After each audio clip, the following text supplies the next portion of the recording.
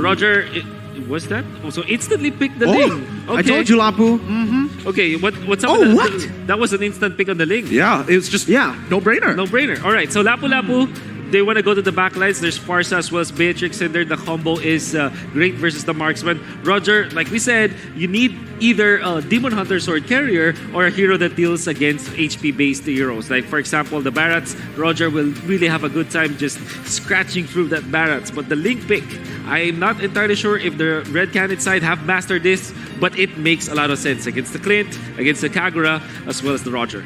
Well, put your trust in it because so far these compositions are looking real deadly and we're expecting to see some nasty fights from either side, both expecting to go for those big team fight comps, and it's going to be rock, paper, scissors at the end of the day. Whoever makes that first move better make it effective. MPL Brazilian champions, Red Canids up against the Cambodian MPL champions. Oh my goodness. Only one may survive here. Is it going to be See You Soon who's going to get that match point? Let's see. Not match point. It's going to be win instantly if See You Soon wins here. Let's see what happens. Upatizi actually with the Farsa in the gold lane here. Beatrix going into the mid lane. I do love the adjustment coming out from the side of Red Canids. Putting the Farsa in the gold lane role means that you can lane against this Clint. Not as much as Claude versus Farsa matchup, but it still does the job. And Frost can be aggressive in a way. They are actually being defensive this time as they protect their lane. Well, absolutely. I was kind of expecting Frost to actually flicker in same. to force him out, there. But okay, so far so good. Playing it nice and slow. Akashi taking a bad trade probably at level 1 against Felix. That's going to cost him his laning phase. So the danger with picking the Lapu Lapu, as it makes a lot of sense against the marksman and the mage from the backlines of Red Canids, it doesn't have the best matchup against the Barats in the mid game. Surely in the early game, maybe you can bully the Barats out, but eventually the Barats will be just so happy you jumping in front and maybe popping the Daytona's welcome so easily. And yeah, the Barats, the first pick Barats from Red Canids now makes a lot of sense. Yeah, I feel like it's much more of a skill matchup right there in the top side, right? Sure, it really depends on how you use the dash, because it can be said as well, like, Deathless Welcome can be easily dodged because of that dash, because of the mobility, I should say. But look at that, Red Canids already going to the bot side. Yep, they're going to attack Rune and straight away. Upatizi is going to go Wings by Wings to get aggressive. Luna actually going forward to maybe punish this, but here comes Roger already. We're seeing Tempest of Blades going in from Junstar. He needs to get on out of there. Can he make it? Yes, he does! The auto attack is following him, and he manages to survive it just in time.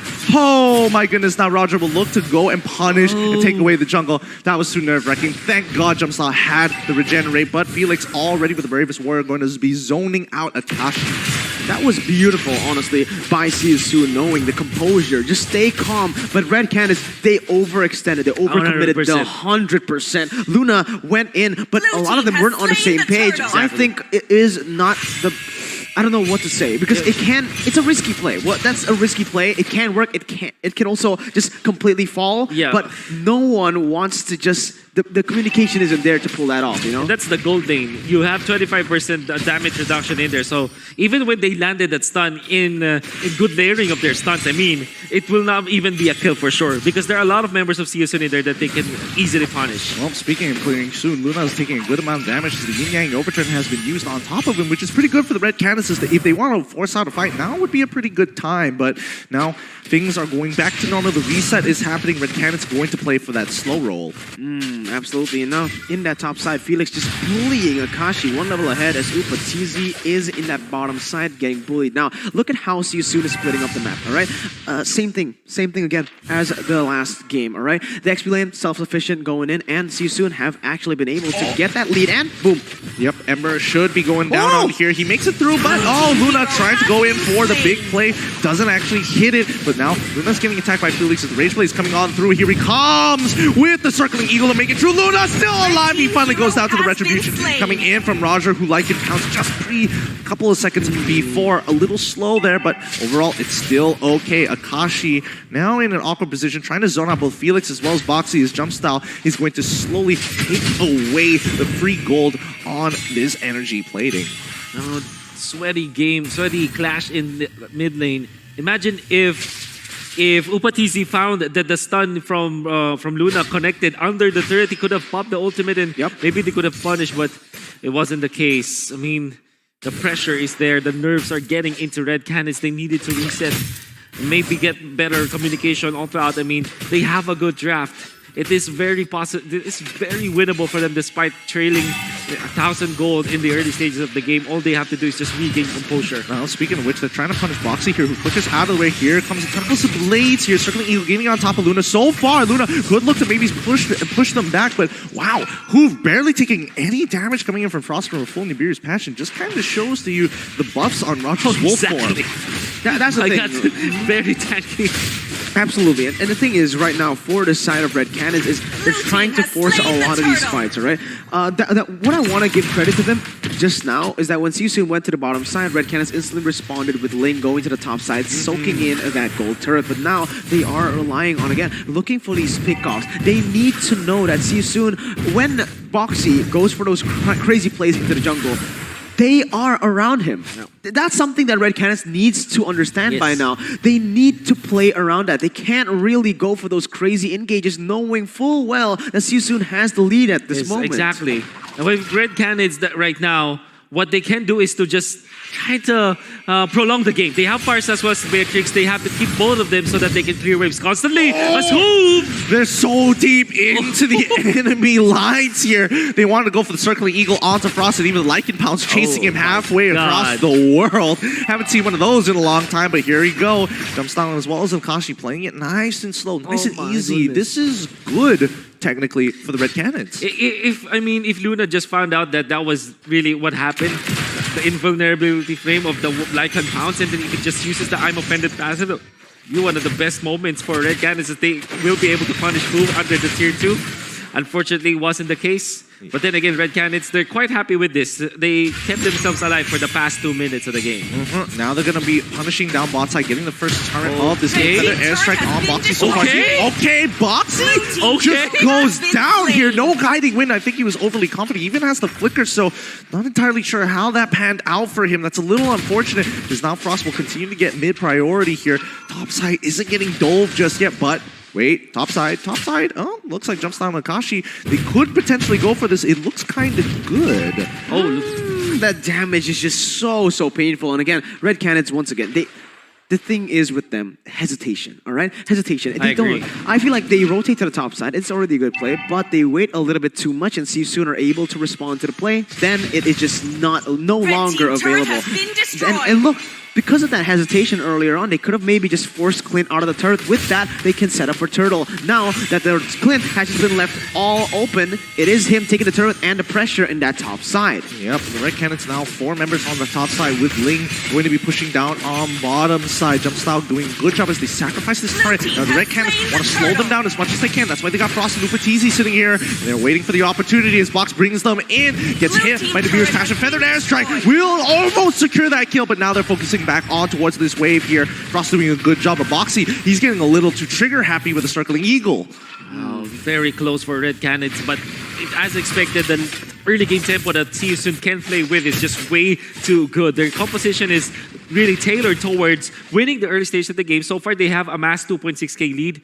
They want to stretch this lead. Well, for Red Canids, all they have to do is to keep this mid lane turret alive. No matter what happens, save it. They have the resources to do so. They have both the Farsa and the Beatrix. As long as they clear the waves in that area, they're gonna be okay. And that also means that Jump Style will at least have his jungle to farm.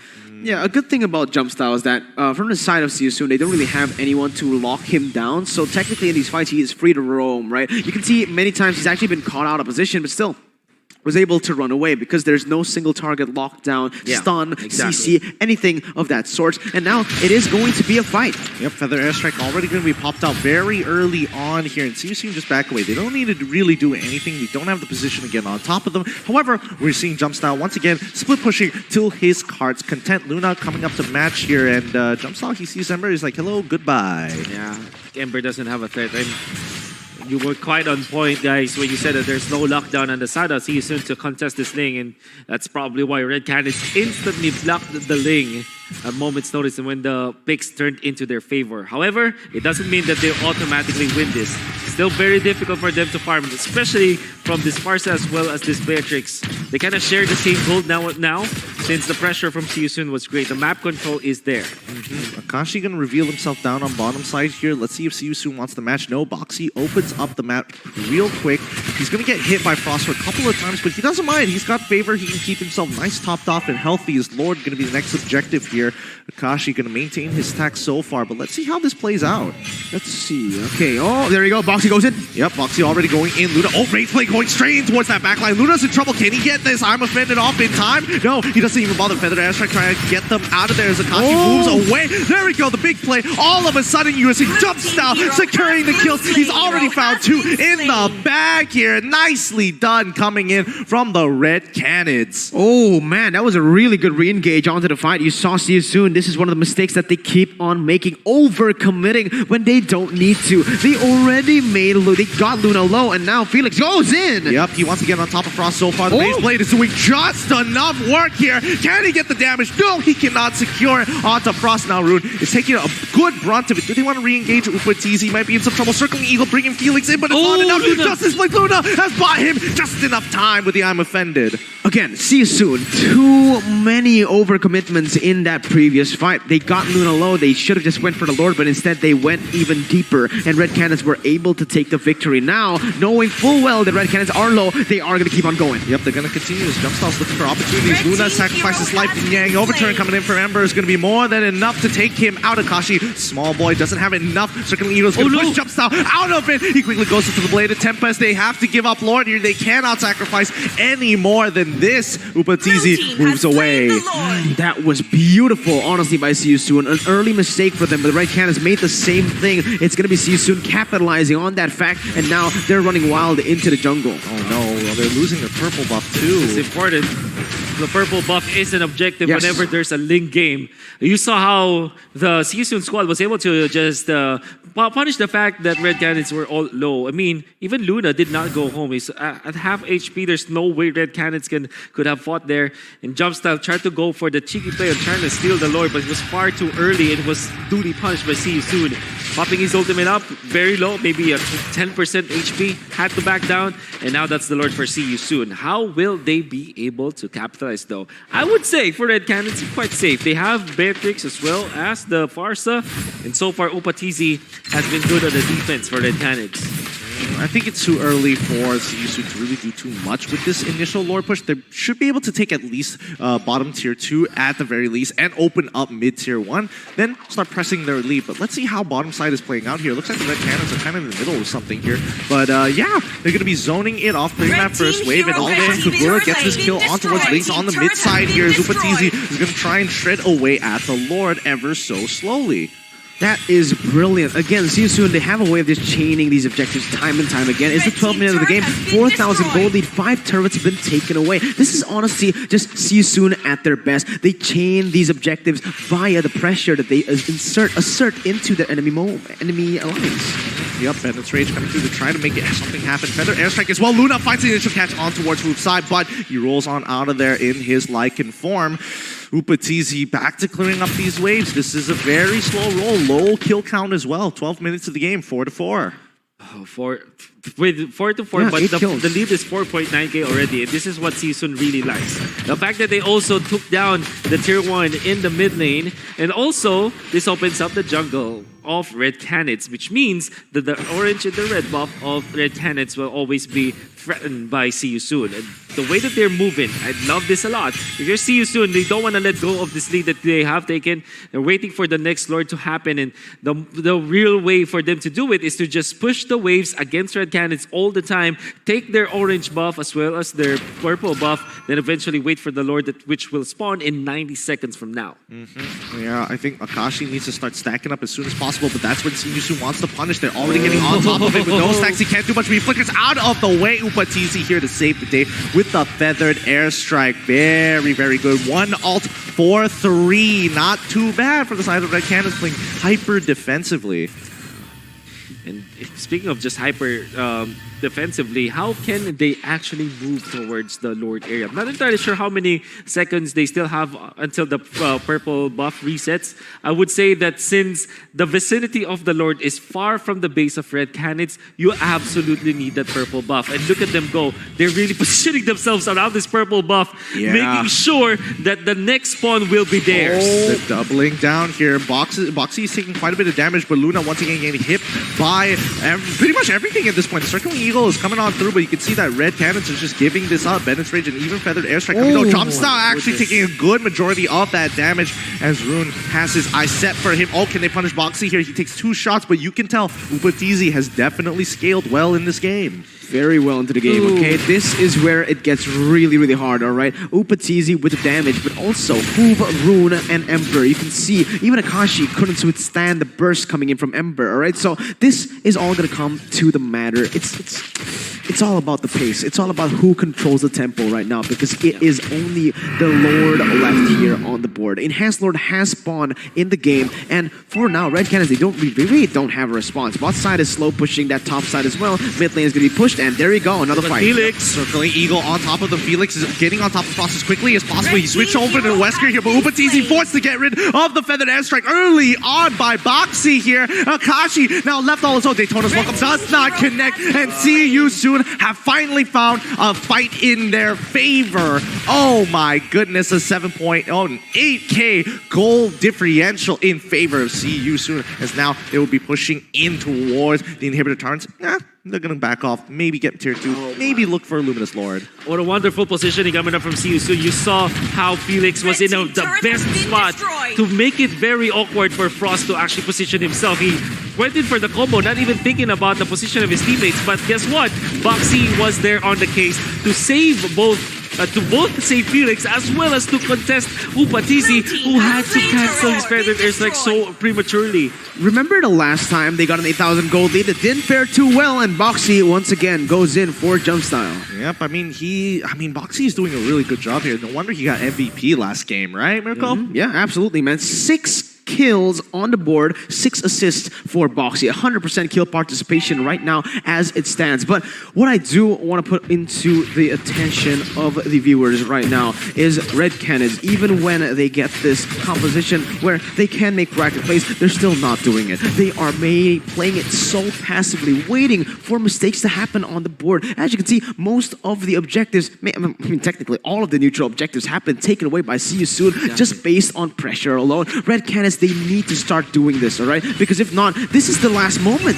Yep, here we go. It's going to be Nibiru's Passion already out. Bennet's Rage going to be coming out too to clear up these waves. They sacrifice 1 inhibitor. They've done this in the previous game, but is it going to be more than enough? Luna is just zoning them out as much as he can. They take down the Lord here and See You Soon. Not seeing the opening that they're looking for. Feathered Airstrike going to be popped as well. Even Felix, he wants to jump on in, but you can see the hesitation. They don't want to completely commit to it. They're going to continue the siege. This is just getting sadder and sadder, honestly, right? Again, deja vu to game number 1 because See You Soon, they have just completely suffocated red CANIDS. No resources, and you know Ling without the purple buff, all right? Ling without the purple buff alone is already insane. But guess what? It's Hoove on this Roger, constantly getting these 2 buffs, and it's just adding to that power that this hero has. Oh no, Luna, he's been caught out. He's been hit by the yin-yang overturn as well. It's unfortunate, uncanny, but it's a little too late. The repeat of mistakes coming in from game number 1 here. Ember as well as Hoove getting chunked down by Bennet's Rage. Frost holding strong. But See You Soon. They have to back away. Red CANIDS, they're not going to bow out just yet. Okay, I don't know about you. I'm going to ask you this question, Wolf. If that, I'm pretty sure, honestly, they should have pulled the trigger there. Ember was so low. Ling had his ultimate, had all the resources to go in. The team was there to follow it up. Upatizi had the Feather Airstrike as well. I thought for sure that they would go in. But again, they're playing it really passively. What are your thoughts on that? I agree. I completely agree with you. I think there are so many openings that we see from See You Soon. They're really banking on the fact that they need to take it to the ultra late game. It's it's a good mindset, honestly. But there are openings that will never happen again if you are Team Red Canids. Because see you soon, the moment they saw that the damage was there, now they have a feel of what Red Canids can do. The next time they try to push, it will be with the Lord for sure. And what they're gonna do is to just wait for Red Canids, smoke them out of their base, punish them for it, make a pick-off, but this is the conceal play. Can they get at least Moxie? It seems like the answer is no.